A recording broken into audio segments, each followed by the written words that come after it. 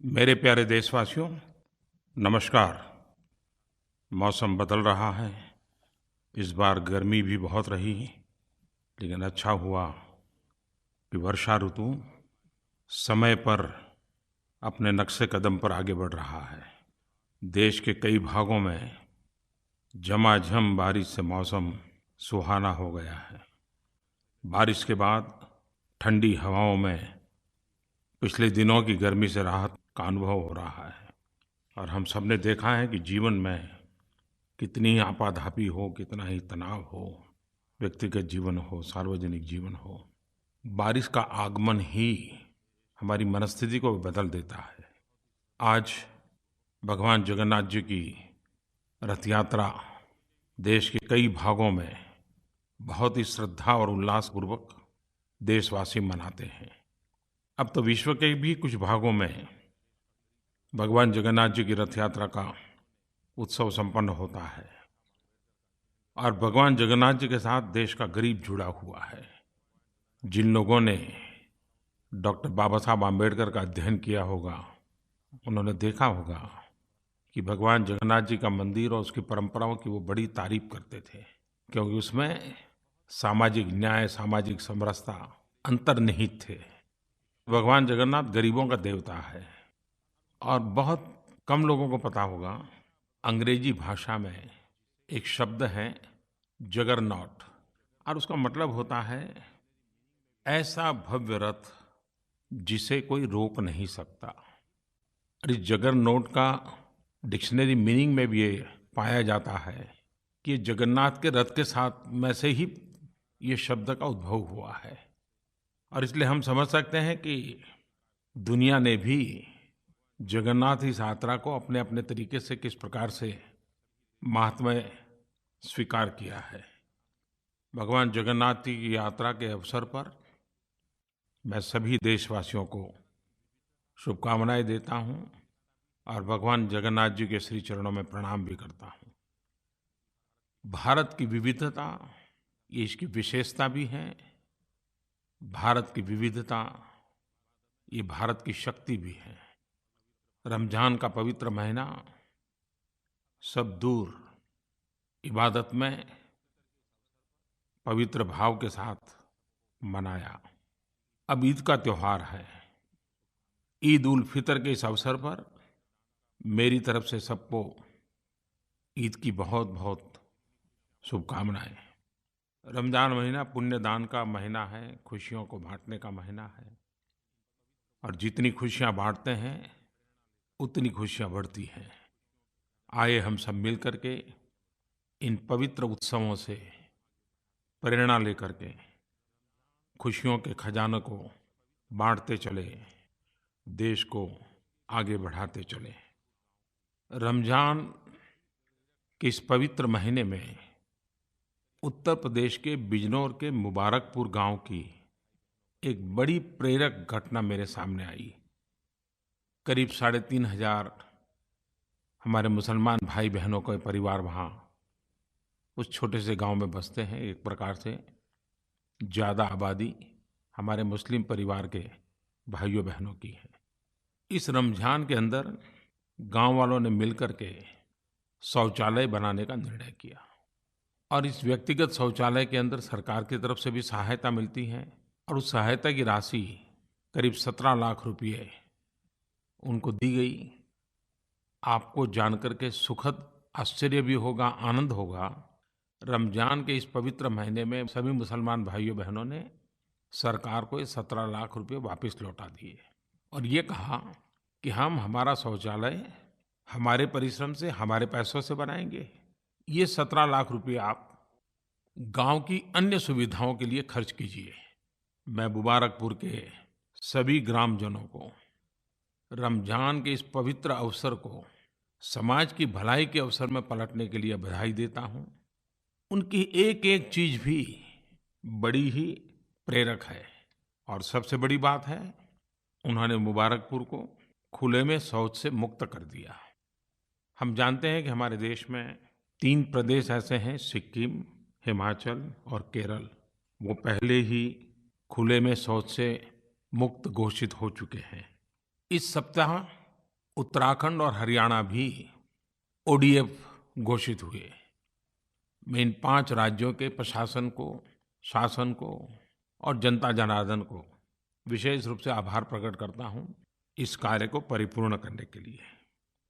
हम भली-भांति जानते हैं कि व्यक्ति के जीवन में, समाज के जीवन में कुछ भी अच्छा करना है तो बड़ी कड़ी मेहनत करनी पड़ती है। अगर हमारे हैंडराइटिंग खराब है, अगर उसको ठीक करना है, तो लंबे अरसे तक बहुत जागरूक रह करके प्रयास करना पड़ता है। तब जाकर के शरीर की, मन की आदत बदलती है। स्वच्छता का भी विषय ऐसा ही है। ऐसी बुरी आदतें हमारे स्वभाव का हिस्सा बन गई हैं, हमारी आदतों का हिस्सा बन गई हैं कि इससे मुक्ति पाने के लिए अविरत रूप से हमें प्रयास करना ही पड़ेगा। हर किसी का ध्यान आकर्षित करना ही पड़ेगा। अच्छी प्रेरक घटनाओं का बार-बार स्मरण भी करना पड़ेगा। और मुझे खुशी है कि आज स्वच्छता ये सरकारी कार्यक्रम नहीं रहा है। ये जन समाज का, जन सामान्य का एक आंदोलन बनता चला जा रहा है।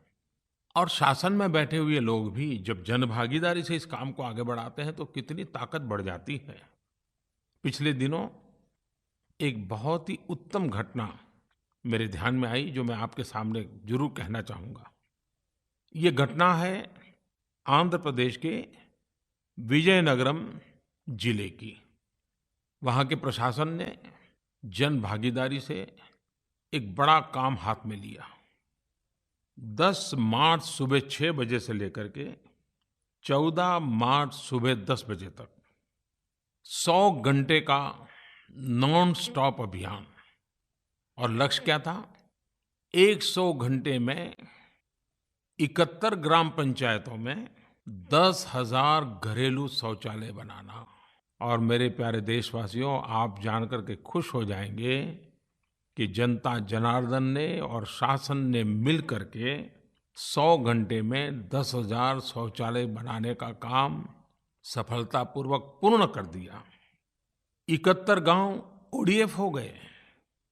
मैं शासन में बैठे हुए लोगों को, सरकारी अधिकारियों को और विजयनगरम जिले के उन गांव के नागरिकों को बहुत बहुत बधाई देता हूं कि आपने परिश्रम की पराकाष्ठा करते हुए बड़ा प्रेरक उदाहरण प्रस्तुत किया है। इन दिनों मन की बात में लगातार मुझे जनता जनार्दन की तरफ से सुझाव आते रहते हैं। नरेंद्र मोदी ऐप पर आते रहते हैं, माइगोव पर आते हैं, चिट्ठियों से आते हैं, आकाशवाणी पे आते हैं।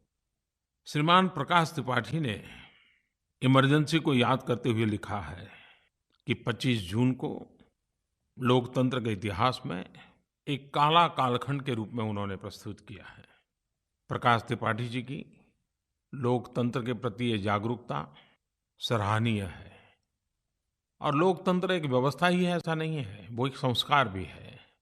Eternal vigilance is the price of liberty. लोकतंत्र के प्रति नित्य जागरूकता जरूरी होती है। और इसलिए लोकतंत्र को आघात करने वाली बातों को भी स्मरण करना होता है और लोकतंत्र की अच्छी बातों की दिशा में आगे बढ़ना होता है। 1975 25 जून वो ऐसी काली रात थी जो कोई भी लोकतंत्र प्रेमी भुला नहीं सकता है, कोई भारतवासी भुला नहीं सकता है।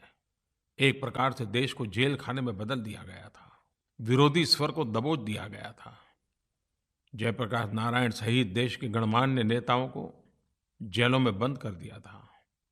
न्याय व्यवस्था भी आपातकाल के उन भयावह रूप की छाया से बच नहीं पाई थी। अखबारों को तो पूरी तरह बेकार कर दिया गया था। आज के पत्रकारिता जगत के विद्यार्थी, लोकतंत्र में काम करने वाले लोग उन काले कालखंड को बार-बार स्मरण करते हुए लोकतंत्र के प्रति जागरूकता बढ़ाने के निरंतर प्रयास करते रहे हैं और करते भी रहने चाहिए। उस समय अटल बिहारी वाजपेयी जी भी जेल में थे।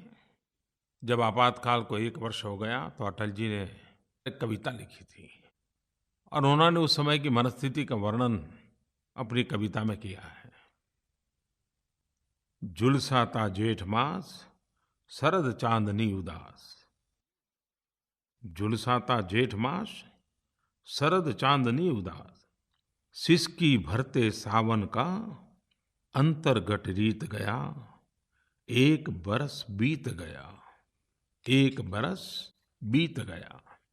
सिखचों में सिमटा जग, किंतु विकल प्राण विहग। सिखचों में सिमटा जग, किंतु विकल प्राण विहग। धरती से अंबर तक, धरती से अंबर तक, गूंज मुक्ति गीत गया। एक बरस बीत गया, एक बरस बीत गया।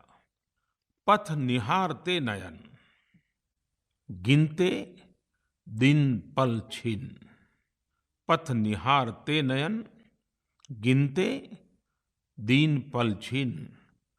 लौट कभी आएगा, लौट कभी आएगा, मन का जो मीत गया। एक बरस बीत गया। लोकतंत्र के प्रेमियों ने बड़ी लड़ाई लड़ी और भारत जैसा देश, इतना बड़ा विशाल देश, जब मौका मिला तो भारत के जन जन के रग रग में लोकतंत्र कैसा व्याप्त है, चुनाव के माध्यम से उस ताकत का प्रदर्शन कर दिया। जन जन के रग रग में फैला हुआ ये लोकतंत्र का भाव, ये हमारी अमर विरासत है। उस विरासत को हमें और सशक्त करना है। मेरे प्यारे देशवासियों, हर हिंदुस्तानी आज विश्व में सर ऊंचा कर करके गौरव महसूस कर रहा है। 21 जून 2017 पूरा विश्व योगमय हो गया। पानी से पर्वत तक लोगों ने सवेरे सवेरे सूरज की किरणों का स्वागत योग के माध्यम से किया। कौन हिंदुस्तानी होगा जिसको इस बात का गर्व नहीं होगा? ऐसा नहीं है कि योग पहले होते नहीं थे, लेकिन आज योग जब एक धागे में बंध गए हैं, योग विश्व को जोड़ने का कारण बन गए हैं। दुनिया के करीब करीब सभी देशों ने योग के इस अवसर को अपना अवसर बना दिया। चीन में the great wall of China, उस पर लोगों ने योग का अभ्यास किया। तो पेरू में world heritage site Machu Picchu पर समुद्र तल से 2400 मीटर ऊपर लोगों ने योग किया। फ्रांस में एफिल टावर की साय में लोगों ने योग किया। यूएई में अबू धाबी में 4000 से अधिक लोगों ने सामूहिक योग किया। अफगानिस्तान में हेरात में India Afghan friendship dam Salma बांध पर योग करके भारत की दोस्ती को एक नया आयाम दिया। सिंगापुर जैसे छोटे से स्थान पर 70 स्थानों पर कार्यक्रम हुए और सप्ताह भर का उन्होंने एक अभियान चलाया है। यूएन ने अंतर्राष्ट्रीय योग दिवस के 10 स्टैम्प्स निकाले, उन 10 स्टैम्प्स को रिलीज किया। यूएन हेडक्वार्टर में yoga session with yoga masters का आयोजन किया गया। यूएन के स्टाफ, दुनिया के डिप्लोमेट्स, हर कोई इसमें शरीक हुआ। इस बार फिर एक बार योग ने विश्व रिकॉर्ड का भी काम किया। गुजरात में अहमदाबाद में करीब 55,000 लोगों ने एक साथ योग करके एक नया विश्व रिकॉर्ड बना दिया। मुझे भी लखनऊ में योग के कार्यक्रम में शरीक होने का अवसर मिला, लेकिन पहली बार मुझे बारिश में योग करने का सद्भाग्य प्राप्त हुआ। हमारे सैनिकों ने जहाँ -20, 25, 40 डिग्री टेम्परेचर होता है, उस सियाचिन में भी योग किया। हमारे आर्म फोर्सेस हो, बीएसएफ हो, आईटीबीपी हो, सीआरपीएफ हो, सीआईएसएफ हो, हर कोई अपनी ड्यूटी के साथ साथ योगा को अपना हिस्सा बना दिया है। इस योगा दिवस पर मैंने कहा था कि 3 पीढ़ी, क्योंकि ये 3रा अंतर्राष्ट्रीय योग दिवस था, तो मैंने कहा था कि परिवार की 3 पीढ़ियाँ एक साथ योगा करते हो, इसकी फ़ोटो शेयर कीजिए। कुछ टीवी चैनल ने भी इस बात को आगे बढ़ाया था। मुझ पे काफ़ी फ़ोटो मिले, उसमें से कुछ selected photographs Narendra Modi app पर कंपाइल करके रखे गए हैं। जिस प्रकार से पूरे विश्व में योग की चर्चा हो रही है, उसमें एक बात अच्छी उभर करके आ रही है कि योग से आज की जो हेल्थ कॉन्शियस सोसाइटी है, वो फिटनेस से अब वेलनेस की ओर जाने की दिशा में कदम रख रही हैं और उनको लग रहा है कि फिटनेस का महत्व है ही है, लेकिन वेलनेस के लिए योग उत्तम मार्ग है। रिस्पेक्टेड प्राइम मिनिस्टर सर, मैं डॉक्टर अनिल सोनारा अहमदाबाद गुजरात से बोल रहा हूँ। सर, मेरा एक सवाल है कि रिसेंटली केरला में हमने आपको सुना था कि डिफरेंट डिफरेंट प्लेसेस पे जो बुके एज अ गिफ्ट हम देते हैं, उसकी जगह काइंड ऑफ गुड बुक्स हमको देनी चाहिए एज अ मोमेंटो। इस चीज़ का आपने शुरुआत गुजरात में अपने कार्यकाल में भी करवाया था सर, लेकिन अभी इन रिसेंट डेज हमें ये ज़्यादा देखने को नहीं मिल रहा है। So can we do something? हम क्या इस चीज़ के बारे में कुछ कर नहीं सकते जिससे देशव्यापी तौर पे इस चीज़ का इम्प्लीमेंटेशन हो सके सर? पिछले दिनों मुझे एक बहुत ही मेरे प्रिय कार्यक्रम में जाने का अवसर मिला। केरल में अच्छा कार्यक्रम चलता है कुछ वर्षों से, पीएन पनिकर फाउंडेशन के द्वारा चलता है, और लोगों को किताबें पढ़ने की आदत बने, लोग किताब पढ़ने की ओर जागरूक हो, इसलिए reading day, reading month celebration किया जाता है। तो मुझे उसके शुभारंभ में जाने का मौका मिला और वहाँ मुझे ये भी बताया गया कि हम बुके नहीं बुक देते हैं। मुझे अच्छा लगा और मुझे भी जो चीज़ मेरे ध्यान से हट गई थी उसका पुनः स्मरण हो गया, क्योंकि जब मैं गुजरात में था तो मैंने सरकार में एक परंपरा बनाई थी कि हम बुके नहीं देंगे, बुक देंगे या तो हाथ रुमाल, हैंडकरचीफ, उसी से स्वागत करेंगे, और खादी का हैंडकरचीफ, ताकि खादी को भी बढ़ावा मिले। जब तक मैं गुजरात में था हम सब की आदत बन गई थी, लेकिन यहाँ आने के बाद मेरी वो आदत छूट गई थी। लेकिन केरल गया तो फिर से एक बार वो जागरूक हो गई और मैंने तो अभी सरकार में फिर से नीचे सूचना देना भी शुरू कर दिया है। हम भी धीरे-धीरे एक स्वभाव बना सकते हैं और बुके का आयुष बहुत कम होती है। एक बार हाथ में लिया फिर छोड़ देते हैं। लेकिन अगर बुक देते हैं तो एक प्रकार से घर का हिस्सा बन जाता है, परिवार का हिस्सा बन जाता है। खादी का रुमाल देकर के भी स्वागत करते हैं तो कितने गरीब लोगों को मदद मिलती है, खर्चा भी कम हो जाता है और स्थायी रूप से उसका उपयोग भी होता है। और जब मैं ये बात कह रहा हूँ तो ऐसी चीज़ों का कितना ऐतिहासिक मूल्य होता है।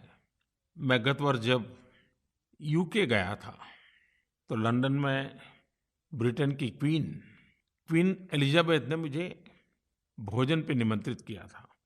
एक मातृ सहज वातावरण था, बड़े प्यार से उन्होंने भोजन भी कराया, लेकिन बाद में उन्होंने मुझे एक बड़े ही आदर के साथ भावात्मक स्वर में एक छोटा सा खादी का और धागे से बुना हुआ एक हैंडकरचीफ दिखाया और उनकी आंखों में चमक थी। उन्होंने कहा कि जब मेरी शादी हुई थी तो ये हैंडकरचीफ महात्मा गांधी ने मुझे भेंट में भेजा था, शादी की शुभकामना के रूप में। कितने साल हो गए, लेकिन क्वीन एलिजाबेथ ने महात्मा गांधी के द्वारा दिया हुआ ये हैंडकरचीफ संभाल के रखा हुआ है। और मैं गया तो उन्होंने इस बात का बड़ा आनंद था कि वो मुझे वो दिखा रही थी, और जब मैं देख रहा तो उनका आग्रह रहा कि नहीं मैं उसको छू करके देखूं। महात्मा गांधी की एक छोटी सी भेंट उनके जीवन का हिस्सा बन गया, उनके इतिहास का हिस्सा बन गया। मुझे विश्वास है कि ये आदतें रातों रात नहीं बदलती हैं और जब कभी ऐसी बात करते हैं तो आलोचना भी स्वीकार करना होता है, लेकिन उसके बावजूद भी ऐसी बातें करते रहनी चाहिए, प्रयास करने रहना चाहिए। अब मैं ये तो नहीं कह सकता हूँ कि मैं कहीं जाऊँगा और कोई भूखे लेके आ जाएगा तो उसको मना कर दूँगा, ऐसा तो नहीं कर पाऊँगा। लेकिन फिर भी आलोचना भी होगी, लेकिन बात करते रहेंगे तो धीरे-धीरे सुधार भी होगा। मेरे प्यारे देशवासियों, प्रधानमंत्री के नाते अनेक प्रकार के काम रहते हैं, फाइलों में डूबे रहते हैं, लेकिन मैंने मेरे लिए एक आदत विकसित की है कि मुझे जो चिट्ठियाँ आती हैं उसमें से रोज़ाना कुछ चिट्ठियाँ मैं पढ़ता हूँ और उसके कारण मुझे सामान्य मानवी से जुड़ने का एक अवसर मिलता है। भांति-भांति की चिट्ठियाँ आती हैं, अलग-अलग प्रकार के लोग चिट्ठियाँ लिखते हैं। इन दिनों एक ऐसी चिट्ठी मुझे पढ़ने का अवसर मिला, मुझे लगता है कि मुझे ज़रूर आपको बताना चाहिए। दूर-सुदूर दक्षिण में तमिलनाडु में मदुराई की एक हाउसवाइफ अरुल मोजी सर्वनन, उन्होंने मुझे एक चिट्ठी भेजी और चिट्ठी क्या थी? उन्होंने लिखा कि मैंने अपने परिवार में बच्चों की पढ़ाई वगैरह के ध्यान में रख के कुछ न कुछ इकोनॉमिकल एक्टिविटी करने की दिशा में सोचा, परिवार को थोड़ी आर्थिक मदद हो जाए। तो मैंने मुद्रा योजना से बैंक से पैसे लिए और बाज़ार के कुछ सामान ला कर के सप्लाई करने की दिशा में कुछ काम शुरू किया। इतने में मेरे ध्यान में आया कि भारत सरकार ने गवर्नमेंट ई मार्केट प्लेस नाम की कोई एक व्यवस्था खड़ी की है। तो मैंने ढूंढा ये क्या है, कुछ लोगों से पूछा, तो मैंने खुद को भी उसमें रजिस्टर करवा दिया। मैं देशवासियों को बताना चाहता हूँ, आपको भी मौका मिले तो आप इंटरनेट पर ईजेम, EGEM, उसकी विजिट कीजिए। एक बड़ी नए प्रकार की व्यवस्था है। जो भी सरकार में कोई चीज़ सप्लाई करना चाहता है, छोटी-छोटी चीज़ें भेजना चाहता है, बिजली के बल्ब भेजना चाहता है, डस्टबिन भेजना चाहता है, झाड़ू भेजना चाहता है, चेयर भेजना चाहता है, टेबल भेजना चाहता है, बेचना चाहता है, वो उसमें अपना नाम रजिस्टर करवा सकता है। वो क्या क्वालिटी का माल है उसके पास, वो उसमें लिख करके रख सकता है। कितने में वो बेचेगा, वो लिख सकता है। और सरकार के डिपार्टमेंट को कंपल्सरी है कि उन्होंने उस पर विजिट करना होगा, देखना होगा कि ये सप्लाई करने वाले क्वालिटी कॉम्प्रोमाइज़ न करते हुए सस्ते में कौन पहुंचाता है, और फिर उसको ऑर्डर करना होता है। और इसके कारण बिचौलिए ख़त्म हो गए, सारी ट्रांसपेरेंसी आ गई, इंटरफेस नहीं होता है, टेक्नोलॉजी के माध्यम से ही सब होता है। तो ई-जेम के अंदर जो लोग रजिस्ट्री करवाते हैं, सरकार के सभी डिपार्टमेंट उसको देखते रहते हैं। बीच में बिचौलिए नहीं होने के कारण चीज़ें बहुत सस्ती मिलती हैं। अब ये अरुल मोजी मैडम ने सरकार की इस वेबसाइट पे वो जो सामान दे सकती हैं उसका सारा रजिस्ट्री करवा दी। और मज़ा ये है कि उन्होंने मुझे जो चिट्ठी लिखी है वो बड़ी इंटरेस्टिंग है। उन्होंने लिखा कि एक तो मुझे मुद्रा से पैसे मिल गए, मेरा कारोबार शुरू हो गया, ई-जेम के अंदर मैं क्या दे सकती हूँ वो सारी सूची रख दी, और मुझे प्रधानमंत्री कार्यालय से ऑर्डर मिला, पीएमओ से। अब मेरे लिए भी नई खबर थी, पीएमओ ने क्या मंगवाया होगा। तो उसने लिखा है कि पीएमओ ने मेरे से 2 थर्मोस खरीदे और 1600 रुपया के मुझे पेमेंट भी मिल गया। ये है एम्पावरमेंट, ये है एंटरप्रेन्योरशिप को बढ़ावा देने का अवसर। शायद अरुण मोदी जी ने मुझे चिट्ठी न लिखी होती तो मेरा भी शायद इतना ध्यान नहीं गया होता कि ई-जेम की व्यवस्था से दूर सुदूर एक गृहिणी छोटा सा काम कर रही है, उसका माल प्रधानमंत्री कार्यालय तक खरीदा जा सकता है। यही देश की ताकत है। इसमें ट्रांसपेरेंसी भी है, इसमें एम्पावरमेंट भी है, इसमें एंटरप्रेन्योरशिप भी है। Government e market place, GEM, GeM, मैं जरूर चाहूँगा कि जो इस प्रकार से सरकार को अपना माल बेचना चाहते हैं उससे ज़्यादा से ज़्यादा जुड़े। मैं मानता हूँ minimum government and maximum governance का एक बेहतरीन उदाहरण है ये। और इसका लक्ष्य है मिनिमम प्राइस और maximum ease, efficiency and transparency. मेरे प्यारे देशवासियों, एक तरफ हम योग को लेकर के गर्व करते हैं तो दूसरी तरफ हम स्पेस साइंस में हमारी जो सिद्धियां हैं उसके लिए भी गर्व कर सकते हैं। और यही तो भारत की विशेषता है कि अगर हमारे पैर योग से जुड़े हुए हैं, ज़मीन पे हैं, तो हमारे सपने दूर दूर आसमान की उन क्षितिजों को पार करने के लिए भी हैं। पिछले दिनों खेल में भी और विज्ञान में भी भारत ने बहुत कुछ करके दिखाया है।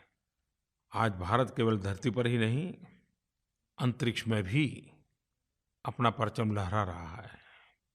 अभी 2 दिन पहले इसरो ने कार्टोसैट 2 सीरीज सैटेलाइट के साथ 30 नैनो सैटेलाइट्स को लॉन्च किया।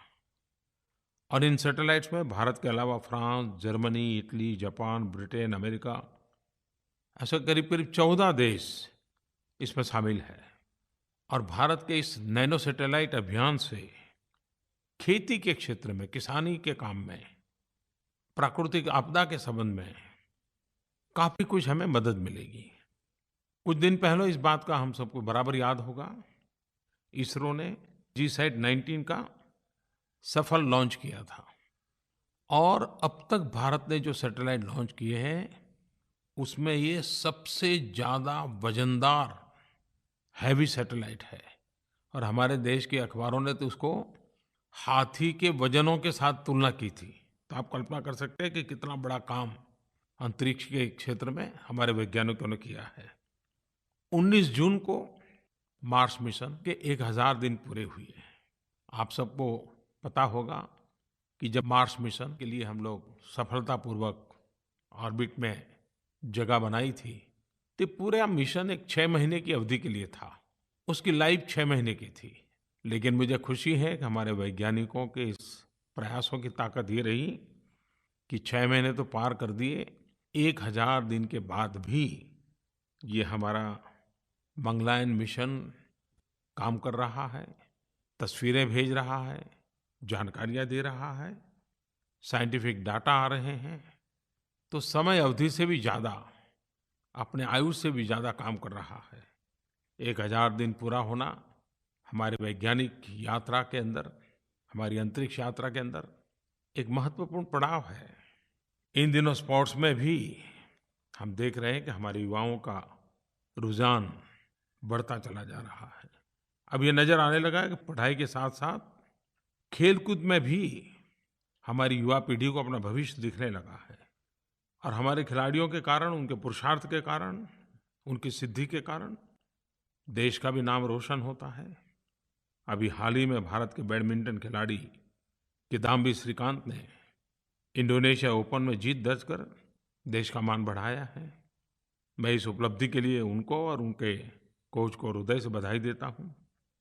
मुझे कुछ दिन पहले एथलीट पीटी उषा जी के उषा स्कूल ऑफ एथलेटिक्स के सिंथेटिक ट्रैक के उद्घाटन समारोह में जुड़ने का अवसर मिला था। हम खेल को जितना बढ़ावा देंगे, स्पोर्ट्समैन स्पिरिट भी लेके आता है। खेल व्यक्तित्व के विकास के लिए भी बहुत बड़ी अहम भूमिका अदा करता है। ओवरऑल पर्सनैलिटी डेवलपमेंट में खेल का महात्म्य बहुत है। देश में प्रतिभाओं की कोई कमी नहीं है। अगर हमारे परिवार में भी बच्चों को खेल की रुचि है, तो उनको अवसर देना चाहिए। उनको मैदान में से उठा करके कमरे में बंद करके किताबों के लिए मजबूर नहीं करना चाहिए।